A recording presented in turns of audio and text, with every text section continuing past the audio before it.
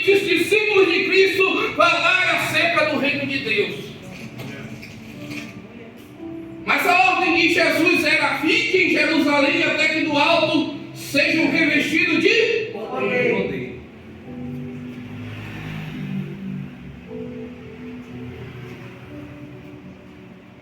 Hebreus diz que existe algo impossível para Deus. E nós falamos, porque para Deus nada é impossível. Mas Hebreus diz que é impossível que Deus minta. E Jesus diz: fiquem, porque vocês serão revestidos de poder. E eles ficam em Jerusalém. Mas a ordem era para ficar até que fossem. Eles foram revestidos de poder. O poder era tão grande que Pedro, influenciado pelo Espírito Santo, ele começa a ministrar. E quase 3.000 almas se convertem no Evangelho.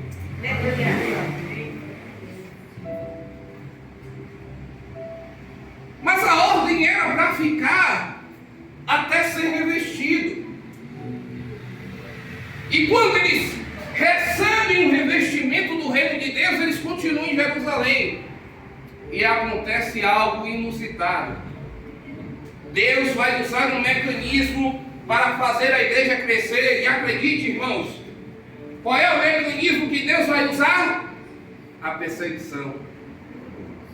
Porque quem vai dizer a Barnabé não sou eu, é o próprio Jesus que vai dizer a ele: olha, ele para mim é um vaso escolhido.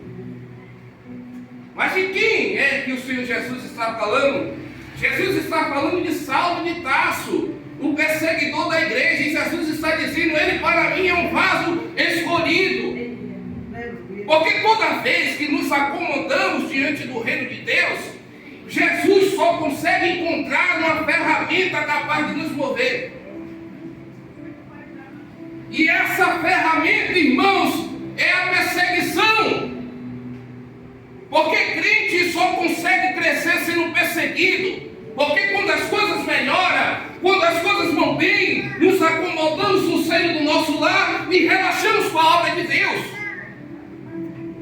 E então tem que vir a perseguição, porque se existe algo que movimenta barco parado, é tempestade. Glória a Deus. Vai começar a perseguição. Vão apedrejar um jovem simplesmente por pregar a mensagem de Deus.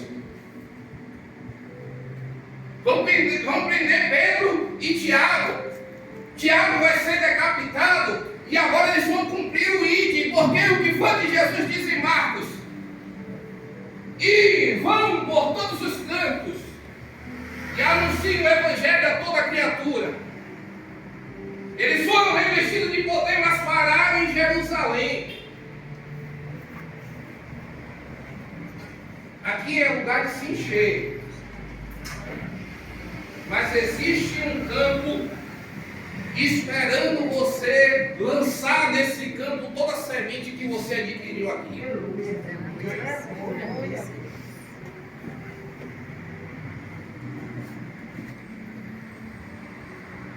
O homem que acabamos de ler, ele está no final da sua trajetória. Ele está em Roma e a sentença para ele já foi decretada. Ele vai ser decapitado. A carreira dele acabou, irmãos. Chegou o fim, o trabalho dele nesse mundo. Mas quantos de nós podemos olhar para Jesus e dizer as mesmas palavras que o apóstolo Paulo?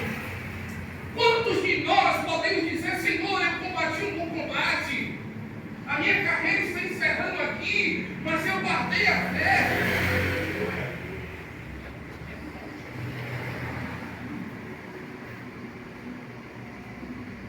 Ele está preso. Se você ler o capítulo 4 de 2 Timóteo, Paulo vai alegar que os seus amigos o abandonaram. Eu estou aqui, mas muitos dos que estavam comigo nesse momento difícil fugiram.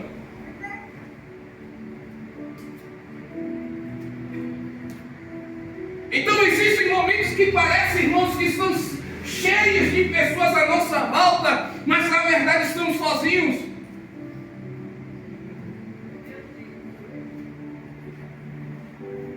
Mas ele olha para dentro de si e ele analisa o quanto ele sofreu por causa do Evangelho, o quanto ele perseverou por causa do Evangelho. Um dia tentaram contestar o apostolado de Paulo, porque disseram: você não é uma das colunas porque você não viveu com Cristo. Mas Paulo disse: vamos conversar. Se for sofrimento, eu sofri mais do que todos eles. Se for em termos de pregar, eu preguei mais do que todos eles. Naufrágio, eu enfrentei. Eu fui picado por víbora, eu enfrentei açoites, eu fui apedrejado. Todas as aflições eu passei muito mais do que eles. Mas Paulo diz: quem confirmou o meu apostolado foi Cristo. Aleluia. Glória a Deus! Aleluia! Aleluia. Estamos falando de um homem, irmãos, que teve o caráter e a fé suficiente para combater um gesto errado do líder da igreja. Em certa ocasião, o apóstolo Pedro, esperando a reunião dos apóstolos, ele senta na mesa com os gentios e começa a dialogar. E Paulo diz que quando Tiago adentra o recinto, que Pedro vê que Tiago chegou, Pedro se afasta dos gentios, a ponto de fazer com que até outros discípulos fizessem acepção de pessoas. Paulo chama Pedro e diz: você está sendo falso. Meu Deus. Sabe o que é que falta em nós, irmãos? Coragem para repreender o erro, sem deixar que isso fire o nosso coração. Porque é muito melhor amar e falar a verdade do que odiar e fazer fofocas, fazer contendas. Se você tiver amor necessário de olhar para alguém que você ama e dizer: irmão, não faça isso. Não faça isso. Esse caminho que você está trilhando é um caminho de morte. Glória. Falta também maturidade que Pedro teve. Ele ouviu a reclamação de Paulo e ele acatou aquilo, mesmo sabendo que ele era uma autoridade. Sabe por que isso, irmãos? Porque para Deus somos todos iguais.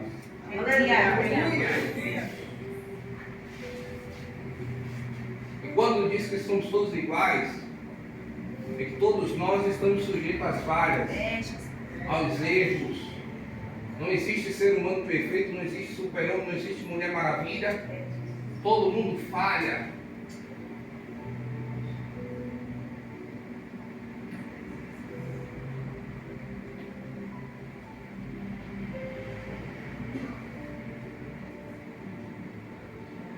Mas eu nunca vi Jesus abandonar alguém por conta de uma falha. Glória a Deus! Aleluia! Eu nunca vi Jesus rejeitar alguém por conta de uma falha. Glória a Jesus!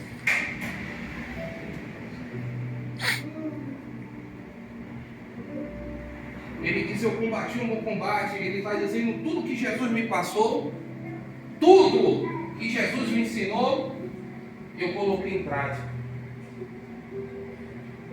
Foi difícil, foi espinhoso, mas tudo que Jesus colocou diante de mim eu fiz.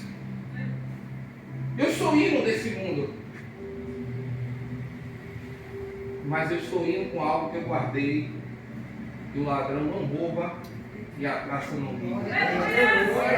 Aleluia. Versículo 8. Agora me está reservada a coroa da vida.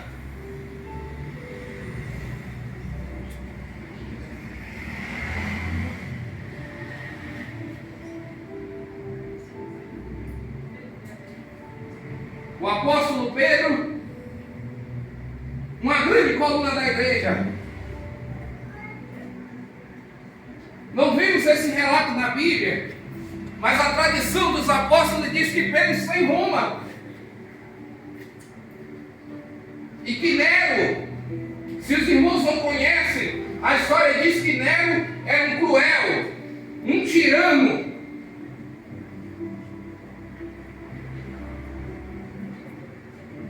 Nero era aquele que iluminava as ruas de Roma com cadáveres de cristãos.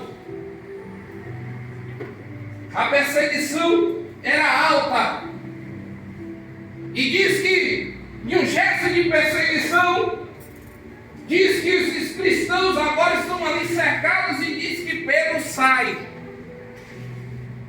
para fugir de Roma. Mas quando o apóstolo Pedro está saindo, Jesus está assim, e graças a Deus. E quando Pedro vê aquela cena, ele retorna para Roma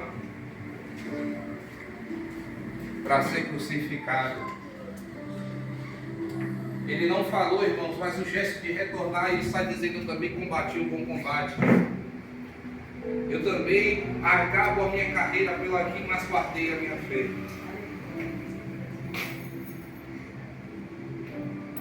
Eu quero perguntar para você, homem e mulher de Deus: você está disposto a ser perseguido por conta de Jesus? Nós entramos aqui todos os domingos para louvar a Deus, para engrandecer o nome de Deus, para exaltar o nome de Deus. Mas eu recebi de Deus uma tarefa, irmãos.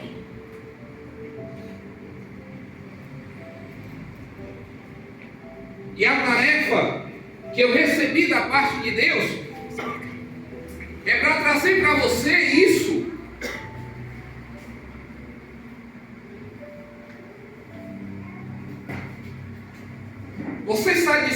Você está disposta a saber que aquele vizinho, que aquela vizinha só não gosta de você porque você serve a Deus? A saber que eles te perseguem porque você serve a Deus? A saber que eles vão caçar você dentro do trabalho simplesmente por você servir a Deus? A saber que você não vai ser bem aceito nos lugares porque você serve a Deus e você não pode esconder isso? Paulo entra naquela cidade em um cavalo. E a Bíblia diz que ele vê uma luz e ele cai do cavalo. O homem que entra num cavalo, ele tem que sair escondido dentro de um cesto, irmãos. Por quê? Porque o Evangelho chegou no coração dele. Glória a Jesus.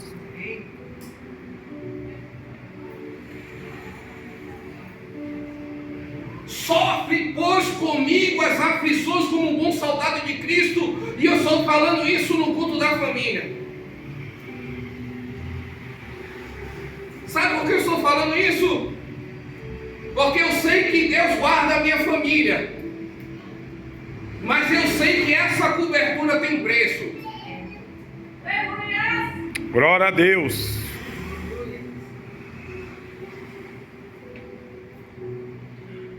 E sabe o que eu descobri nessa caminhada do Evangelho? Não se choque com isso. Está assim de jeito, irmão. Torcendo para você cair. Meu Deus. Assim, ó. Eu tenho um amigo. Nós nos convertemos praticamente no mesmo tempo. Uma tocha usada na mão do Senhor. Um vaso de excelência usado por Deus. mas foi pego na própria astúcia e se afastou do Evangelho. O que me choca não é ele ter se afastado do Evangelho. O que me choca é que tem pessoas que falam isso com felicidade, irmãos. Que veem um motivo de tristeza, alegria, e isso me choca. Mas sabe o que eu digo? Eu creio e eu sei em quem eu tenho crido. Glória a Jesus. Aleluia.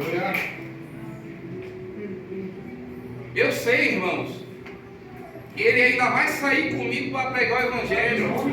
Glória a Jesus. Aleluia. Porque ninguém pode escapar das mãos do Senhor.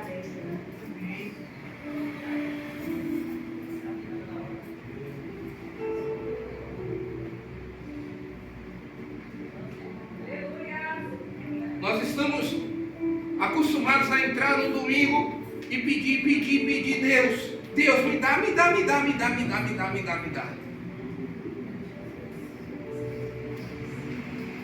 Mas a Bíblia diz: quem primeiro me deu, para que eu possa retribuir.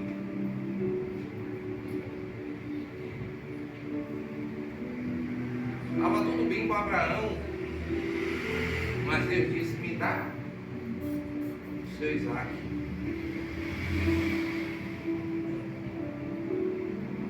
Estava tudo bem com Jacó, mas ele sai e ele está dormindo em uma pedra. E ele vê uma visão extraordinária. E a visão extraordinária só vem quando as coisas não estão confortáveis.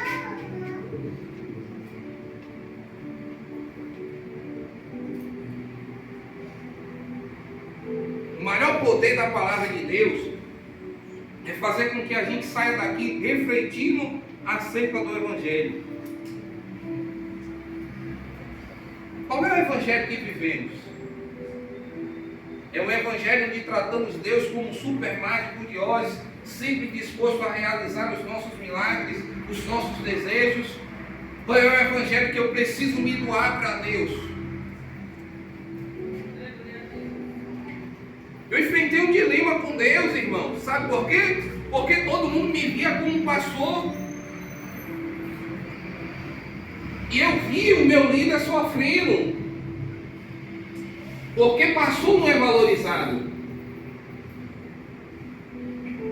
Quem prega o Evangelho não tem valor, irmãos. Então, eu vi uma pessoa lutar para que todo mundo ficasse bem, mas quando ele melhorava, as pessoas viam ele como um ladrão. Como é que eu vou querer uma vida dessa para mim?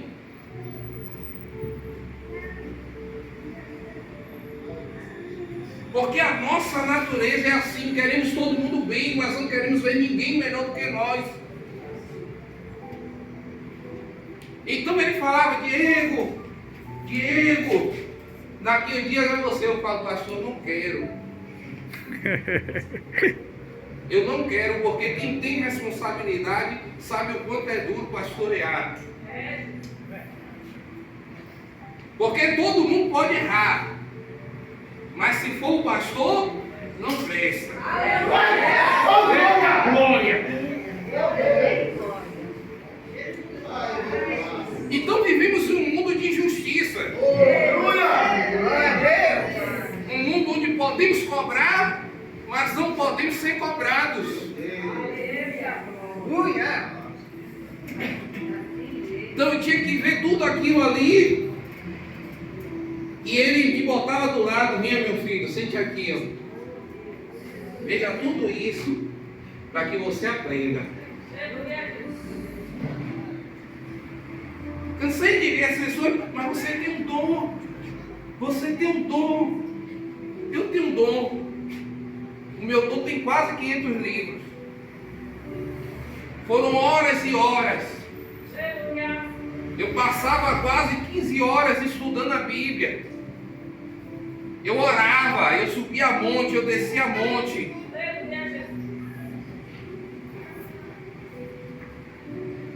Então eu tenho o dom de Deus que foi transformado pelo meu esforço. Glória a Deus. Aleluia. Mas isso, irmãos, isso não vale de nada. É verdade.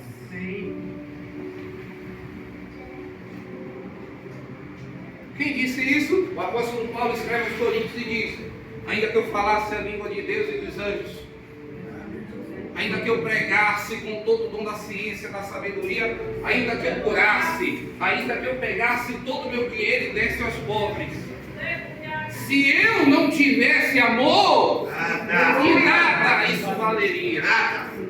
Olha! Então quer ver uma família amada, irmãos? Ame mais. Quer ter uma família com a cobertura? Cubra a vida de alguém. Ô glória! Quem primeiro deu, para que eu possa retribuir.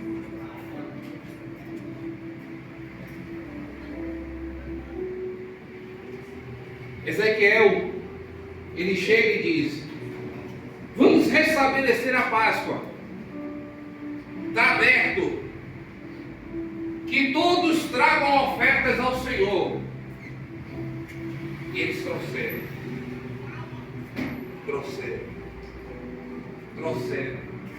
Encheram aquele lugar de oferta.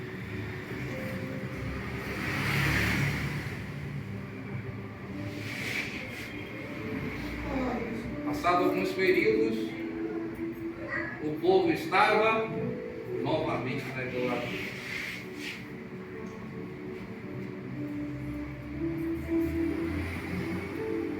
Combati o bom combate, acabei a carreira, mas eu guardei a fé.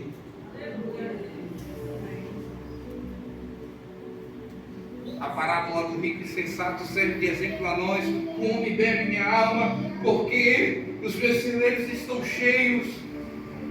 Louco, essa noite pedirão a sua alma. O que é que você tem preparado?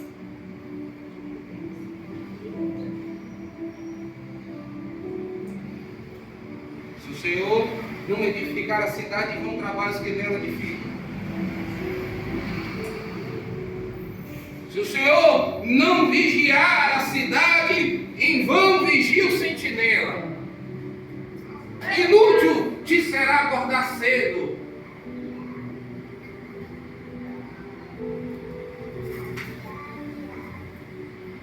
Quer resolver o problema, irmão? Chama a Deus no centro. Conversa com Deus. Se enfeite.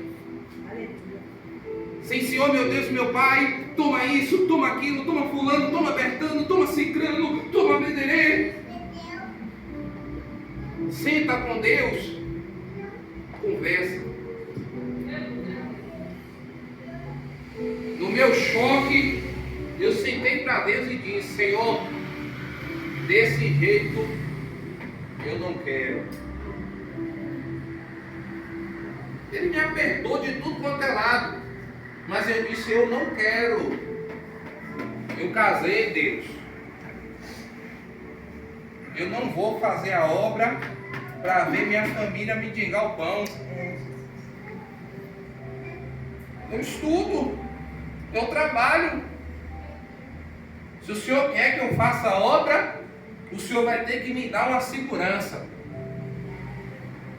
É rebelde. É rebelde. Então fique como um filho mudo que não conversa com o pai, que não busca entender as razões do pai. Trata a Deus como um boneco qualquer. O que acaba com as nossas vidas, irmãos, é sentimentalismo, e Deus não gosta de sentimentalismo. Deus gosta de verdade. Glória a Deus! Deus gosta que você diga quando você não concorda. Eu lembro de Abacuque: Senhor, não é o Senhor que não tolera o mal? Não está escrito que o Senhor ama a verdade e a justiça? Será que o Senhor não está enxergando toda essa corrupção? Aí Deus chama Abacuque: vem, filhinho, senta aqui que eu vou te explicar. Você está achando ruim? Eu vou piorar as coisas. Eu vou enviar a Babilônia. Eles vão matar criança. Eles vão estrupar as mulheres. Eles vão invadir o templo e vão destruir tudo. Eu vou usar uma nação muito pior para punir vocês. Qual é a oração de Abacuque, irmãos? Quem lembra da canção? Ainda que a figueira não floresça, ainda que a vide não dê o seu fruto, ainda que não tenha mais ovelha no curral, Senhor, todavia eu exaltarei e me alegrarei do Deus da minha salvação. Mas a palavra foi dura.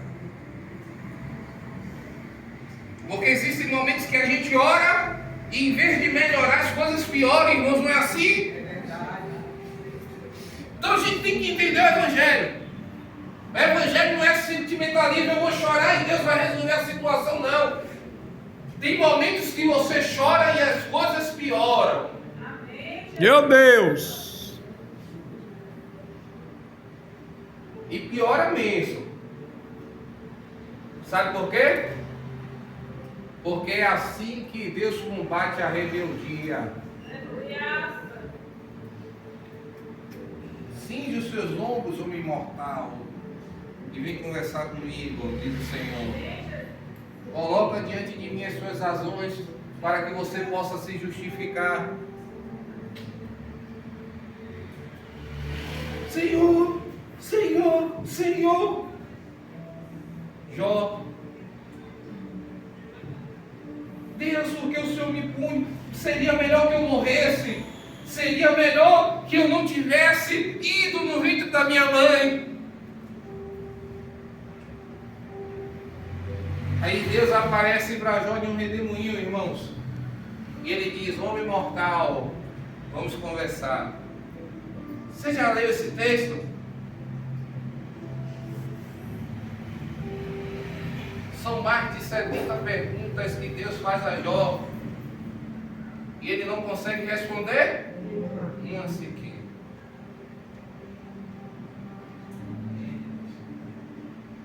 E aí quando ele descobre que ele não pode contender com o olheiro, ele diz: bem sei, Senhor, que tudo podes e que nenhum dos seus pensamentos podem ser frustrados. Glória a Deus. Aleluia. Glória a Deus. Oséias escreve, ele diz: o Senhor me cercou numa parede de espinhos.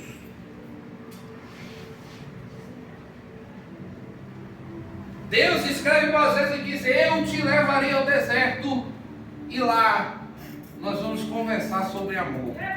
Aleluia. Deserto não é casa, irmãos, mas é escola. E quando somos meninos, passamos mais tempo na escola do que em casa. Meu Deus. Escola é lugar para criança. E quem fica mais na escola é quem pula muro, quem não faz exercício, quem não faz teste, quem não pode passar por prova. Aí fica 10 anos na quinta, na sexta, na sétima série. Por quê? Porque não tem a capacidade de aprender o que o professor está ensinando. Enquanto não aprende, o professor volta. Volta. Volta. Meu Deus do céu. Tem gente aqui que tem tempo na fila. Recebeu a promessa. Ó, o Senhor não é homem para que minta, e nem filho do homem para que se arrependa. Porventura falaria a Deus e não se cumpriria? Para, irmão. Senta, bota a cadeira no quarto e pergunta: papai, onde foi que eu fui reprovado? Onde foi, Senhor, que eu te decepcionei? Fala comigo, Senhor, de uma maneira concisa, de uma maneira poderosa, para que eu possa entender a sua voz.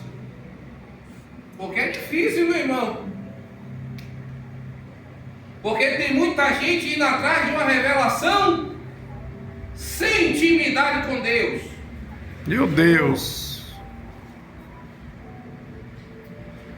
Eu lembro muito bem o quanto foi difícil ouvir a voz do Senhor, com muita oração e com muito jejum.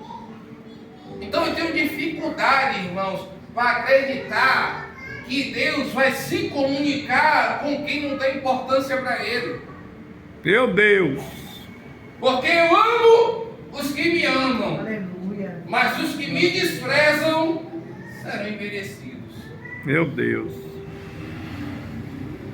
Então, nós precisamos colocar o nosso estilo de vida atrelado com a palavra de Deus. Aleluia. Eu amo os que me amam, assim diz o Senhor. Os que de madrugada me buscam, Aleluia. me acharão. Então para de terceirizar a comunhão com Deus e vai na madrugada buscar, irmãos. Existem 3 formas que falhamos: imprudência, negligência e imperícia. O imprudente é aquele que faz errado. Ele sabe como tem que fazer, irmãos, mas ele vai lá e faz totalmente ao contrário do que tem que ser feito. Mas não é a imprudência que está destruindo a nossa comunhão, não. É a negligência. A negligência é a omissão. Nós sabemos o que tem que ser feito, mas ninguém faz. E aí eu pergunto, quem aqui tem uma vida de oração constante?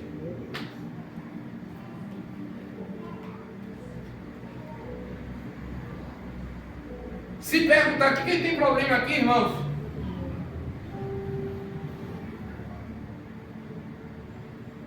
Quem tem uma vida de oração constante, quem tem uma vida de jejum constante? Mas quando as coisas apertam, o que é que a gente faz? Ora e jejum. Por que a gente faz isso? Porque no fundo, todos nós sabemos o caminho, mas somos negligentes, omissos. Só vamos no tranco. Quando as coisas apertam, aí a gente corre. Teve um momento que eu estava relaxado. Porque quando a gente prega, irmão, não somos perfeitos. Somos melhorados pelo Espírito Santo. Aleluia. É por isso que Davi disse: tira tudo de mim, só não tire, porque no dia que sai, a bagaceira está feita. É o Espírito Santo que nos melhora, que faz você se calar quando a carne diz assim. Aí você, o Espírito Santo, segura.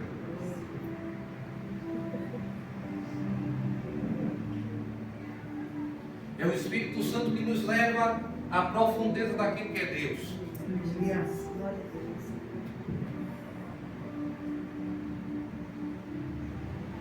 Estávamos falando hoje, irmãos,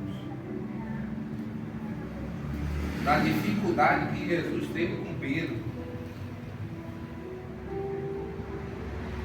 Pedro deu trabalho a Jesus, irmão. E o pior é que tem muito Pedro espalhado pelas igrejas. Presta atenção que Pedro é um homem de fé. Pedro é um homem ativo na obra. Mas Pedro é aquele que sempre acha que ele está pronto. Jesus disse: é necessário que o Filho do Homem morra e que ao terceiro dia ele ressuscite. Aí Pedro chama Jesus no canto e diz: não. O texto diz que Pedro repreendeu Jesus. Isso não vai acontecer. E Jesus olha para Pedro e diz assim: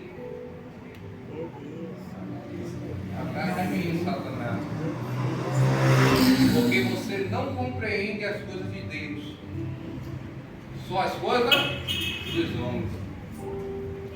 E aí tem gente que vai dizer, não, mas Jesus falou com Satanás, não foi com Pedro. Aí eu te pergunto, irmãos, Satanás entende as coisas de Deus?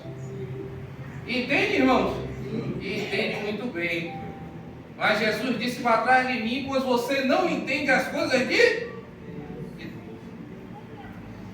Falou com Pedro. Chamou Pedro naquele momento de opositor, de adversário.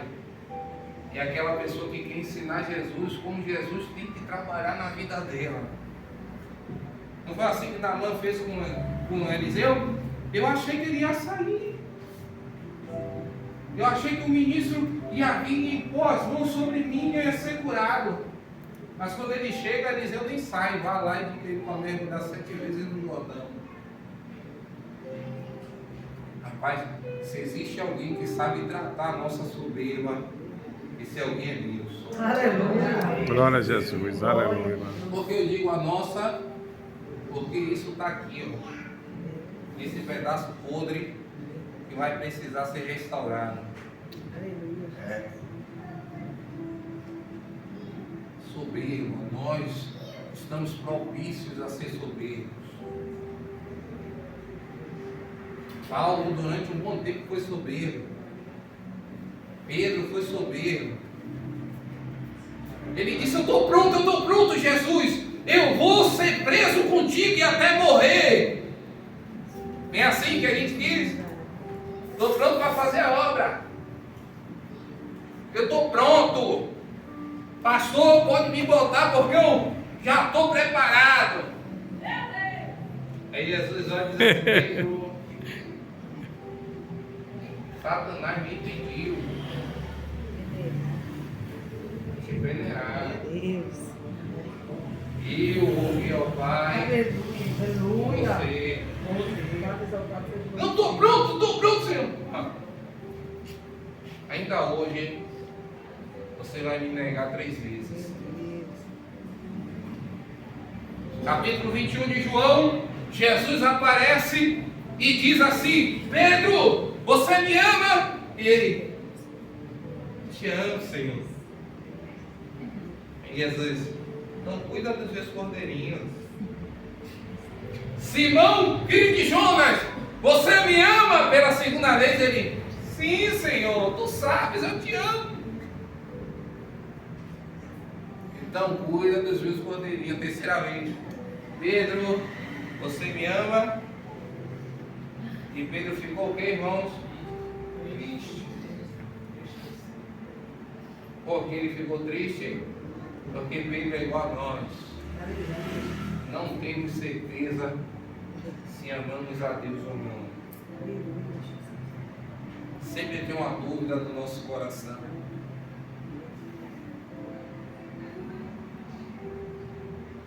Você me ama, Pedro?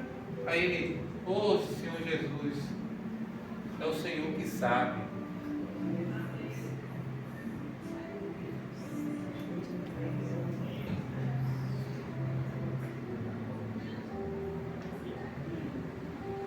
Amamos a Jesus, irmãos?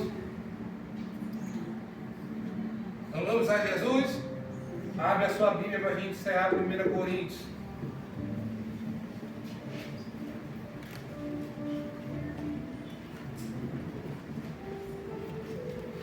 Capítulo 13.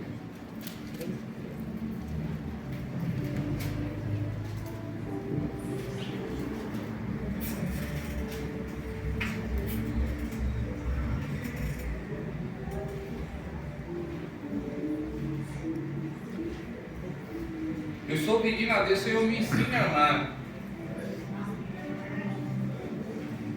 Porque quando a gente compara o nosso amor com esse amor, a gente descobre que o que sentimos é tudo, menos amor.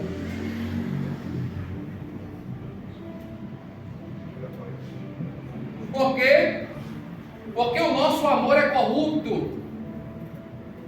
É o amor de um pai, o amor de uma mãe, que sabe que o filho está errado, mas por ser filho, passa por cima do erro. E já viu aquela mãe que o filho faz barbaridade. E quando o filho vai preso, por amor, ela vai lá e vende tudo que tem para tirar o filho da prisão. Nosso amor é doido, é um amor maluco. O Senhor corrige e repreende aquele que ama. Filhinhos, não desprezem a correção do Senhor, porque Deus corrige aquele que ama. Se você está sem a correção do Senhor, é porque você deixou de ser filho legítimo. Capítulo 13 de 1 Coríntios.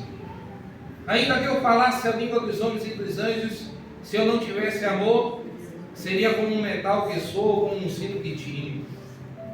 Ainda que eu tivesse o dom da profecia e conhecesse todos os mistérios e todo o conhecimento, ainda que eu tivesse toda a fé, de maneira tal que transformasse os montes, e não tivesse o amor, nada seria.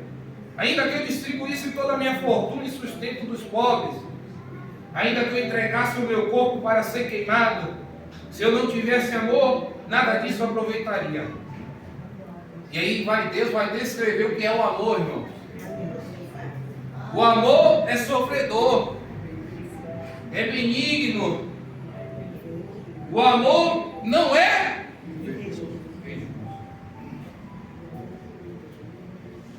O amor não se trata com leviandade.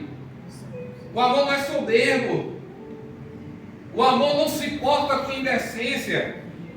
O amor não busca os seus. Irmão, estreitou. Estreitou porque a gente entrou aqui para pedir algo. Nós entramos aqui buscando o interesse de quem, irmão? Os nossos.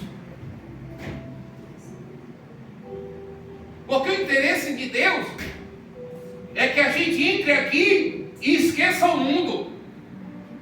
Que pule de alegria, que pipoque, que dance, que adore o tempo todo. Mas a gente sempre fica assim, ó.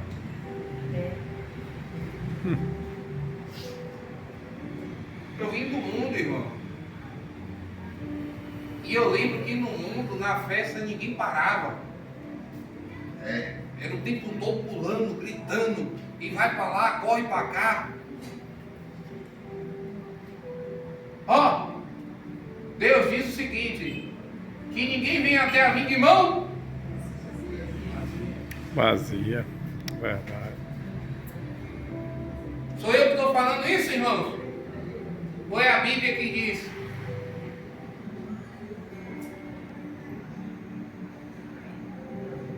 E ó, para que os irmãos não fiquem pensando bobagem, eu não estou falando disso aqui não, ó.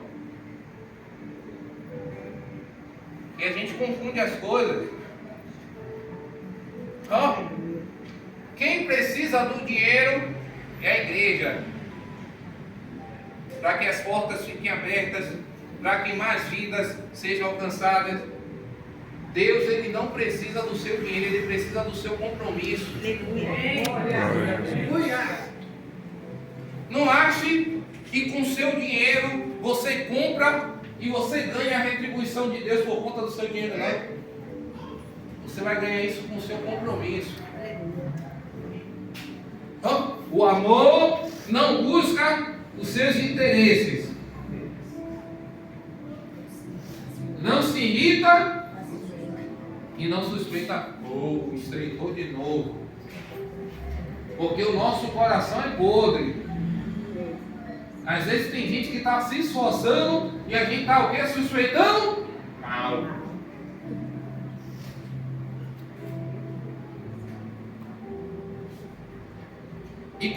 E quando essa semente é jogada na nossa mente, a gente tem que fazer assim, ó. Está repreendido em nome do Senhor Jesus. Amém. Minha cabeça não é ninho de pombo. Sai daqui, Satanás. Vamos para o amor. O amor não folga com a injustiça, mas ele folga com a verdade. Ó. tudo sofre, tudo crê, sustentador. Somos imediatistas, não queremos esperar. A Bíblia diz que Isaac orou e Deus abriu a madre da sua esposa. E aí você lê a Bíblia desatento. Você não consegue ver naquele simples versículo que Isaac passou 20 anos orando para que a madre da sua esposa fosse aberta. Mas a gente ora um dia e Deus não responde. Vou partir para outro caminho. Ó, o amor, irmãos, tudo espera e tudo suporta.